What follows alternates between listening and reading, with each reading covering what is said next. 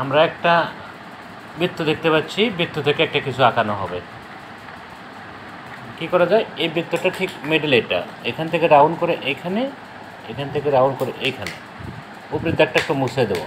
এই যে এখানে একটা দাগ দেবো, এটা হলো বোটা, এটা হলো পাতা, এরকম পাতা দিলাম। নিচে একটু হালকা ঢেউ, এই যে একটা আপেল হয়ে গেল। আমরা একটা যোগচিহ্ন দেখতে পাচ্ছি, যোগচিহ্নটা এখান থেকে এখানে মিলাই দেব, সেম এটা এখানে মিলাই দেব, সেম এখান থেকে এখানে মিলাবো, সেম এখান থেকে এখানে মিলাবো। নিচে একটা ট্রায়াঙ্গেল দেবো, মানে ত্রিভুজ দেবো আমরা। উপরে একটা দাগ দেবো বাঁকা, এই তো ঘুরি হয়ে গেল আঁকা।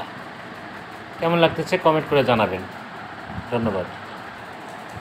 সোজা দাগ দেখতে পাচ্ছি, এই দাগটার এখান থেকে আমরা এখানে নেব, নিচে আর একটা দাগ দেবো, মাঝখানে একটু ফোটা ফোটা দেবো, কালার করলে আমাদের তরমুজ হয়ে গেল।